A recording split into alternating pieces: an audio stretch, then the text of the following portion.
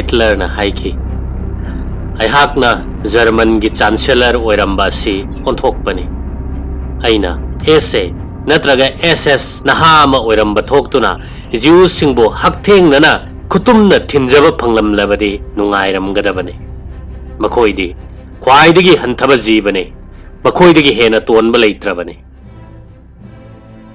Lan horakpadagina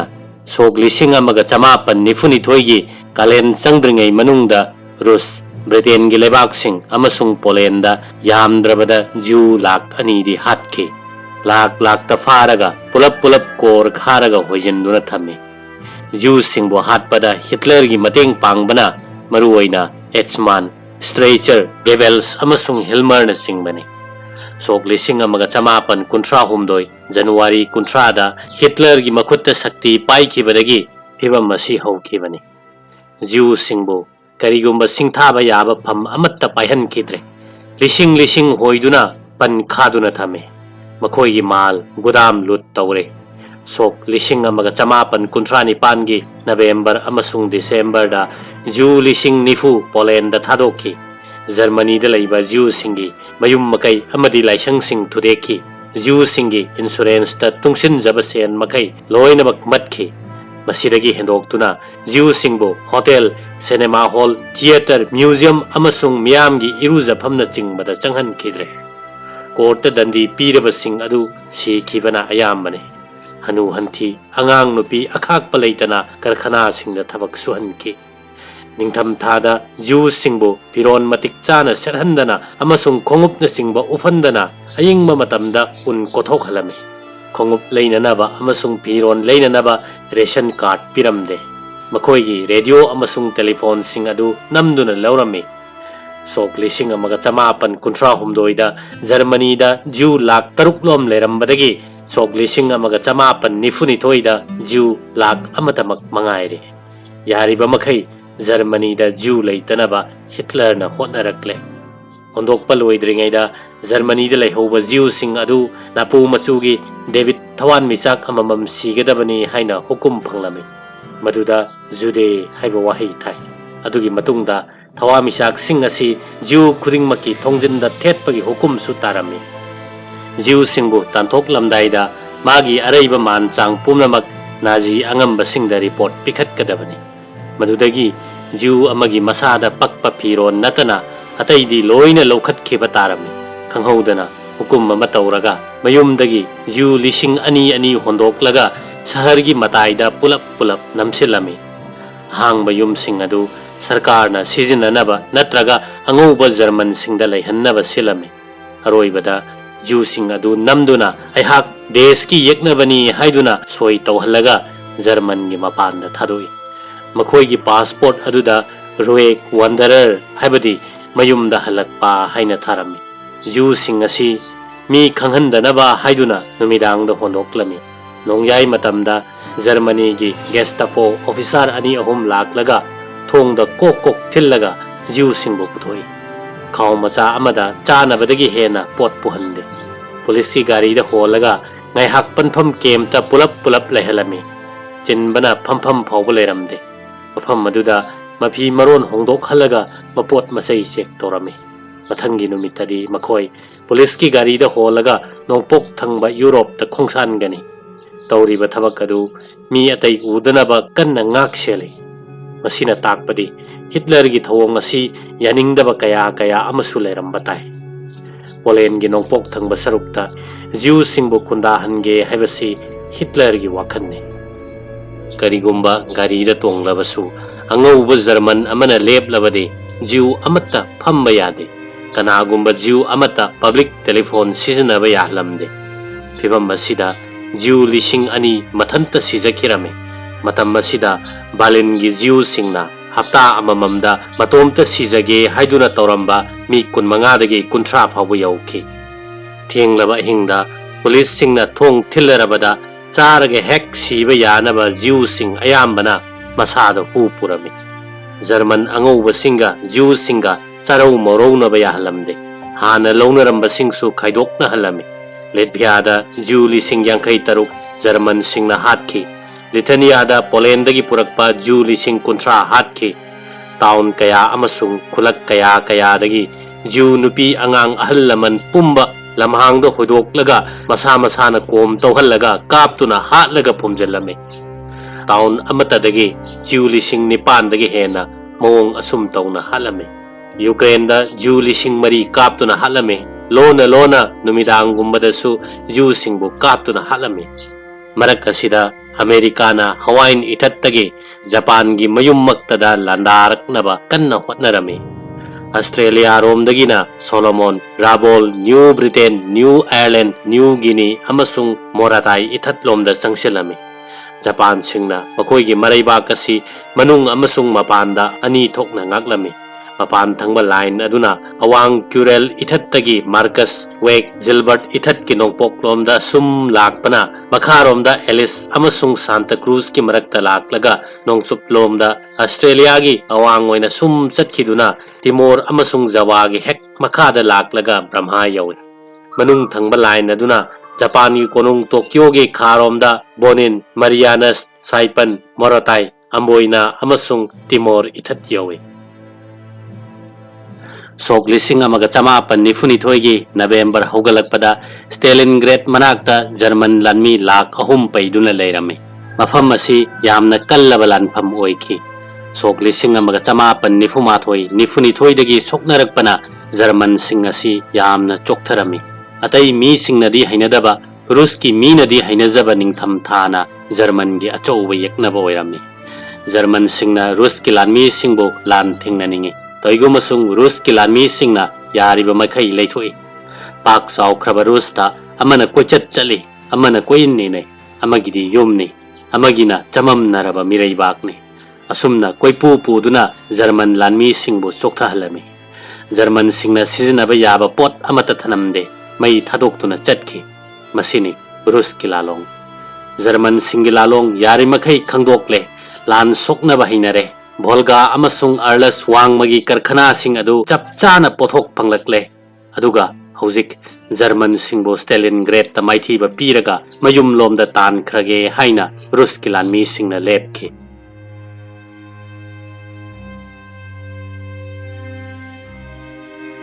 somda Manipur party na yaphauda bom taduna handoklaga wangkuda kem saduna leiringaida Siriguna Singh B Force puduna Yamadasan amasung Japan sifai ani ahumga chalong tamna petrol chali aduga amuk makhoigi anauba angprasu kem tanjinki matam maduaida angprasu amasung chinggining thau singna thawai hakchang yauna Manipur party gi mateng pangki matam maduda Manipur party gi B Force kiluching basing thongkho sat moyal jirakun ngamsa lenchung hangjan amasung hangjirna singmane makhoina matam kuina minai oiraklaba Manipur British ki makuttagi kannaba angakpa phangna hotnarami lan kairamdaida ration phangba wagadaba maram leibana mi khudingmakna ration stock tagi numit tara ni gi ration purakpadu mi ayambadi lambida sum khara hundoklami lenbung yobudadi ration yoramdre Siriguna Singgidi chapchana purakhi INA singsu cheng yoramdre chak thongamdaida cheng leitre lenbung khunsu bom takhiduna khundami amata leiramdre Mayam adu changduna chujak chakwai pan mairena chingba aphang bachanai maduda Yamada san sahebna Siriguna Singha tanaduna kun adudagi phaugi hisab khangna lauraga party sing aduna suduna chak thongki maitai party gidi thuna cheng olhan bangamki aduga INA singdadi yamna wana thoki sum tawna khundagi cheng lawi amasung awatpa singna chingmi singna purai INA gi lanmi sing chara henba tarabada Siriguna Singna sinduna arapadagi holaga wattanaba honaki singi praja singna ning tambagi lan asida ration ammunition honki asokapan kaya makhoina ayamba puki lapna makhada leikraba ising khongdagi mayamgi thaknaba khungi nupi angang singna ising honki Mr. Yamada Sanga Siriguna Singha matam ayambada itha thanakide tumba matam phawbada lam amadagi hena lapnakide Manipur gi ningthauna British ki mateng pangduna lan yawbagi damakta Japan amasung ataina Siriguna Singda asawba phongdokki maduda Siriguna Singna khumki Manipur gi ningthaudi British ki makha pon bane aduna ꯃꯈꯣꯏꯅ ꯍꯥꯏꯕ ꯏꯟꯕ ꯇꯥꯕꯅꯤ꯫ ꯃꯇꯝ ꯑꯁꯤꯗ ꯁ꯭ꯔꯤ ꯒꯨꯅ ꯁꯤꯡꯅ ꯃꯅꯤꯄꯨꯔꯒꯤ ꯃꯍꯥꯔꯥꯖꯗ ꯆꯤꯊꯤ ꯀꯌꯥ ꯊꯥꯍꯟꯈꯤ꯫ ꯇꯧꯏꯒꯨꯝꯕꯁꯨꯡ ꯃꯗꯨ ꯐꯪꯕ ꯐꯪꯗꯕ ꯆꯞ ꯆꯥꯅ ꯈꯪꯈꯤꯗ꯭ꯔꯦ꯫ ꯆꯤꯡꯗ ꯌꯦꯟꯁꯥꯡ ꯐꯪꯗ꯭ꯔꯕꯗ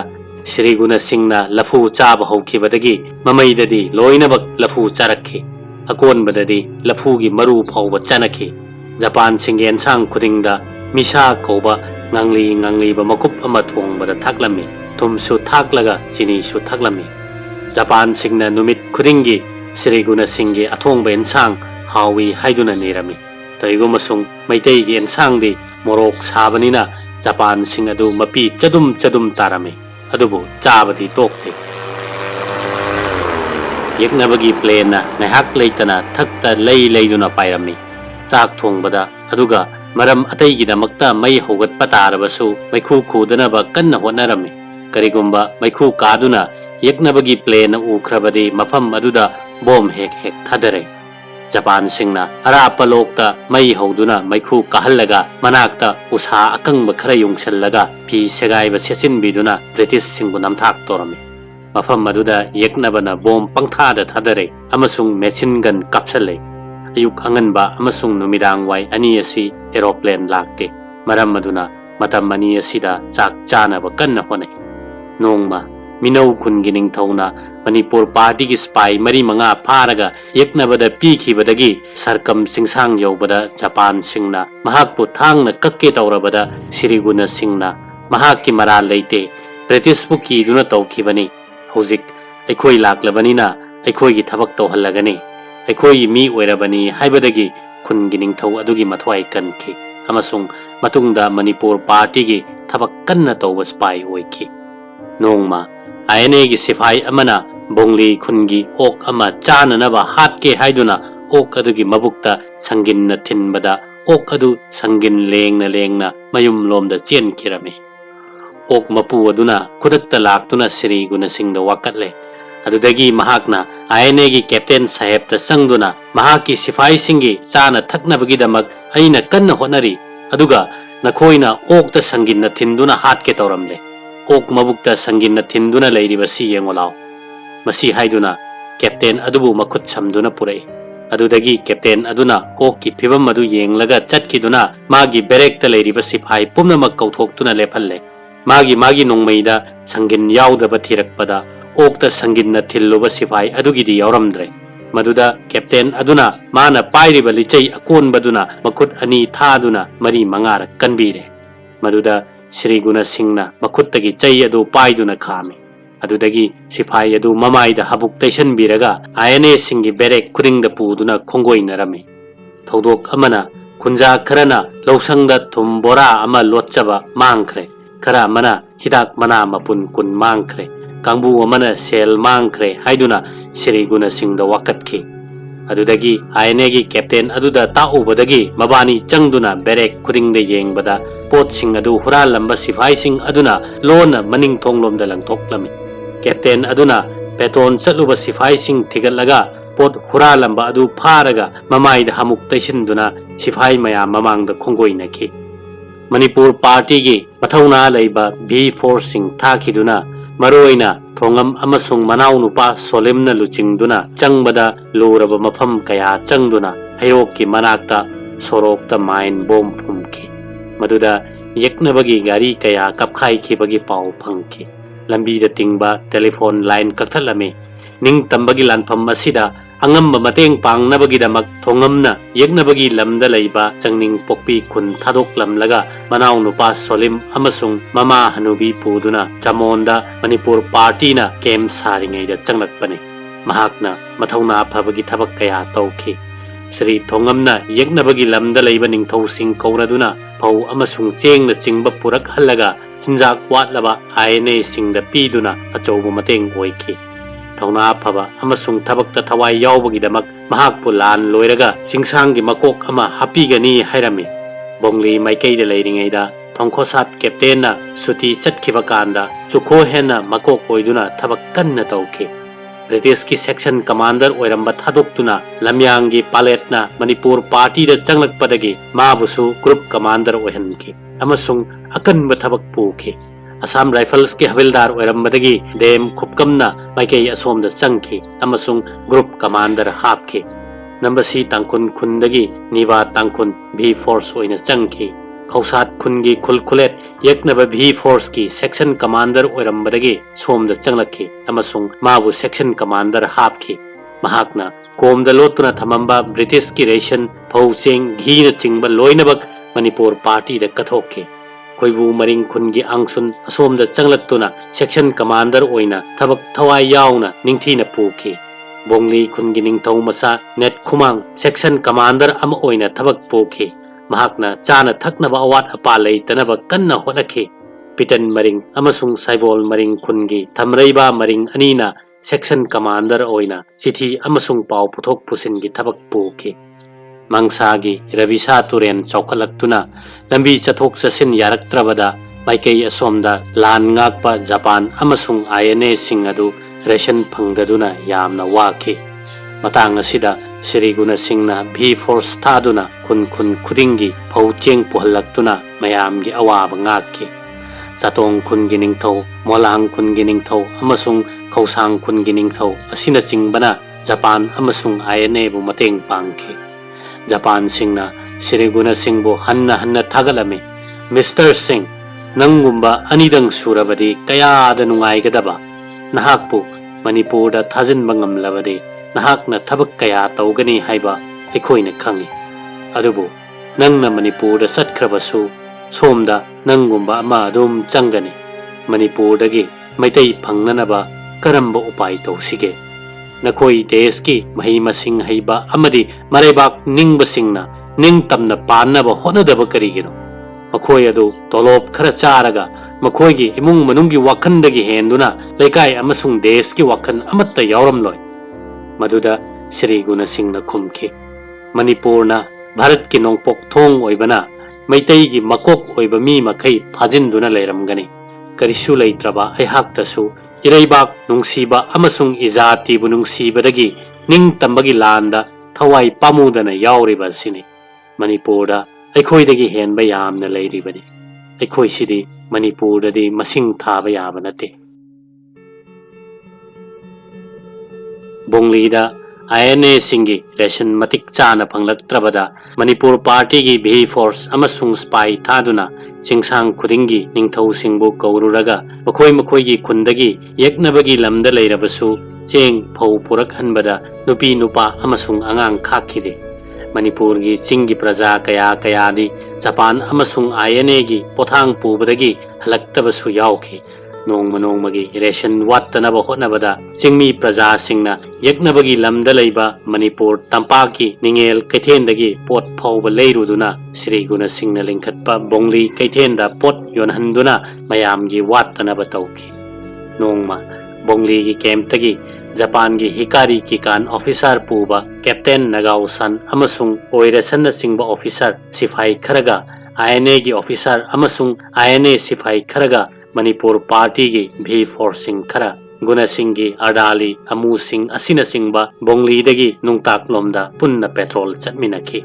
Kul Ani Sigi Marakta British ki Sifai Yankai Mukka Oknarami Wangang Batanaba Matamda Lepnarami Maduda INA Intelligence Officer Amana Lakliba Yeknaba Maikai gi Bharat Sifai Singda Makut Thangattuna Aikhoi Romda Changlo Aikhoi Azad Hind Fauj ki Sifai Singh ne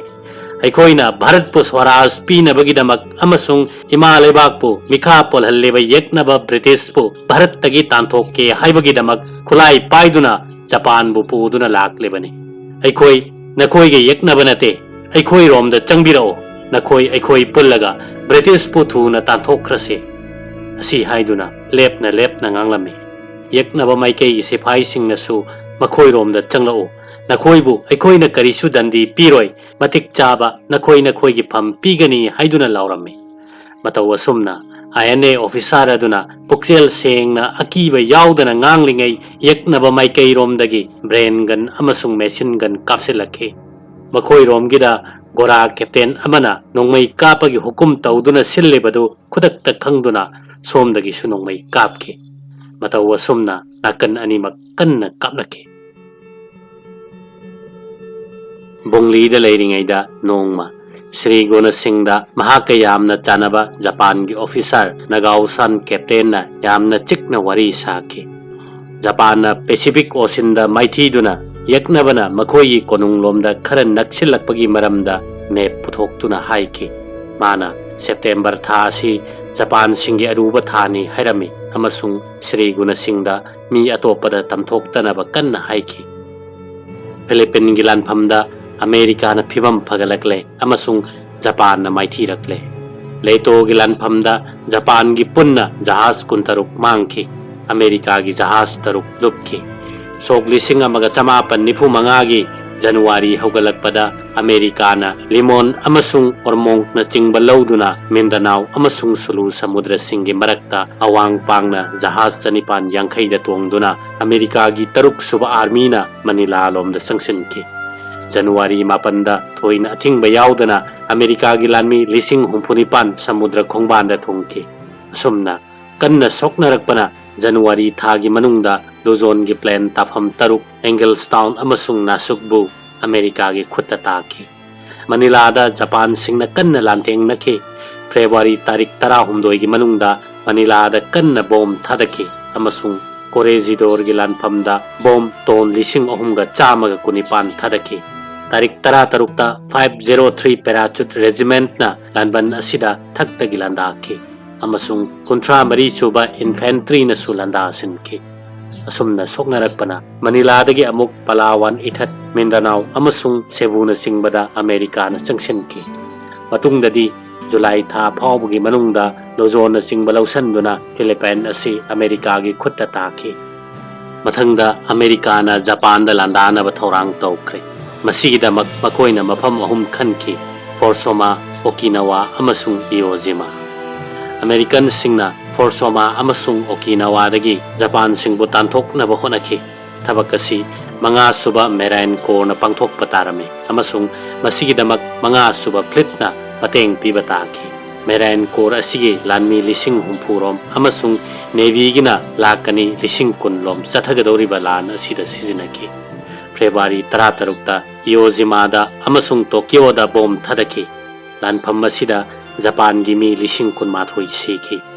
Okinawa gi nokchup thangbada leiba Kera Marito ithatta America gi humudra taret suba division na Mars kuntaruk ta khungdaki. April ahanbada America gi lanmi singna jahaz lising amaga chamri da tongduna Okinawa da landaba amasung khungdaba hauki. Lanpham aduda Japan lanmi lising humpu manga dagi lising humbudra phawbana angakpa phangna soknaki. Matam masida baka plane haiba Japan singi anauba amasung yamna sathiba khulaina elite singi mathakta landaki.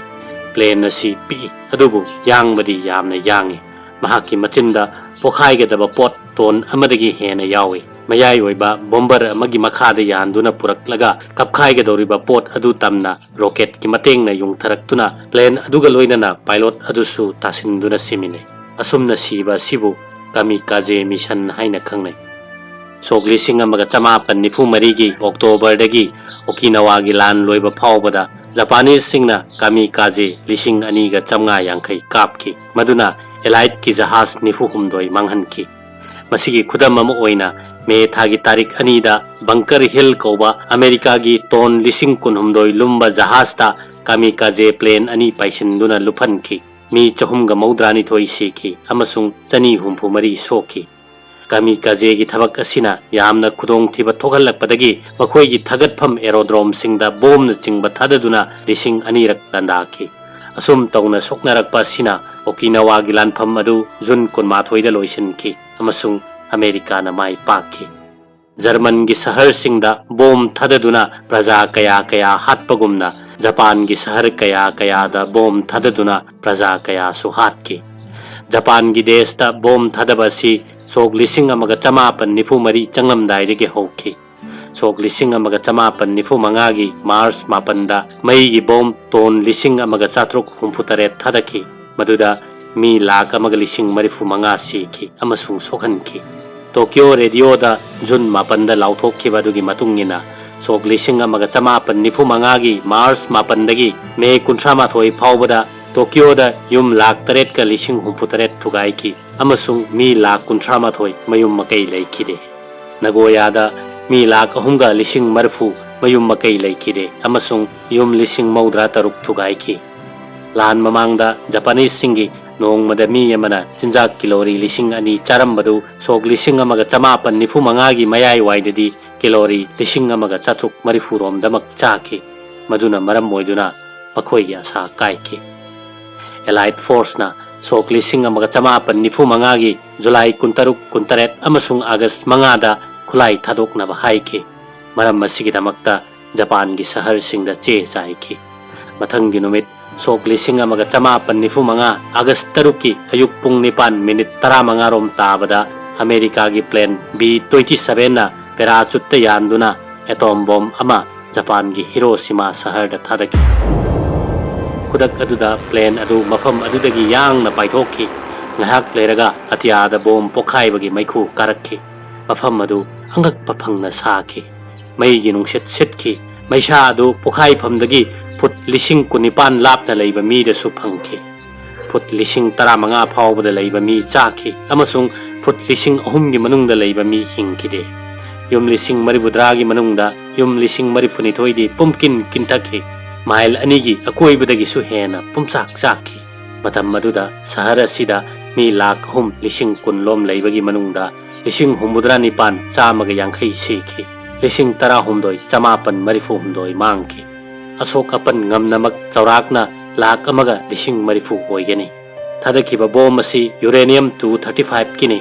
August tang taruk asigi numit magtada America gi President Truman na asumna haiki Japan gi maruoiba lanmi paifam Hiroshima da America gi plane amana pung 13 ki mamangda bom ama thadaki bom adu TNT ton lising kundagi suhena mapangal kanmani